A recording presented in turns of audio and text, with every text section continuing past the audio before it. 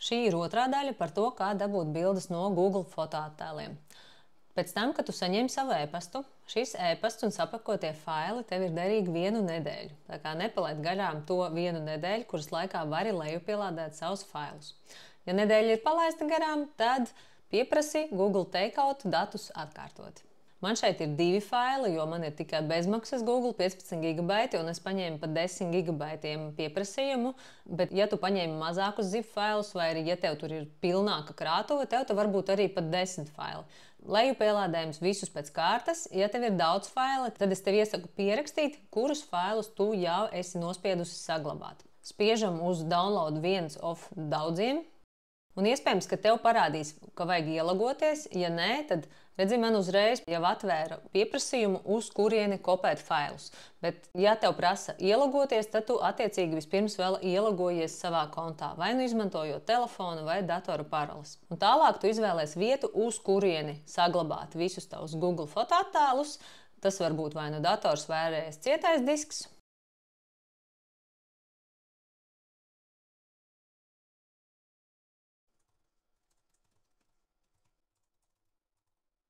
Ieejam šajā Google fotoattēlu mapē iekšā, un tad tālāk būs vairāki tie zip folderīši, un zip folderis sauksies Takeout, kaut kāds datums, un tur būs 001, 002, 003 un tā uz priekšu, atkarībā cik tev ir faili, un saglabājam. Un to, kas ir lejupielādēts, tu redzēsi pēc mirkļa. Tas nenotiek ātri. Ja faili ir lieli, pieņemsim, man šeit reku ir 9,96 GB, lejupielāde var aizņemt vairākas stundas. Tas noteikti nebūs pa dažām minūtēm.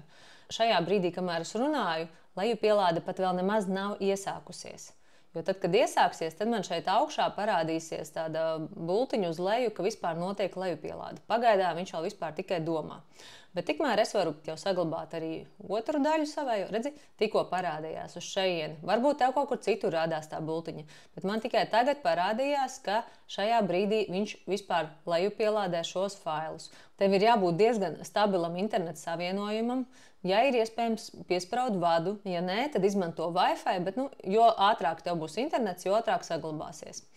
Labi, tikmēr es lejupielādēšu otru daļu. Lejupielādēt. Šis loks man parādījās automātiski. Es vienreiz tikai nospiedu lejupielādēt, un viņš pats automātiski jau ver uz kurieni. Un kopējam turpat blakus, kur bija iepriekšējais failiņš, tā pati mapīte. Ja ir ļoti daudz to failu, 7, 8, 9, 10, tad noteikti pieraksti, kuram tu nospiedi lejupielādēt, lai pēc tam neaizmirstās, kura no daļām ir saglabājusies.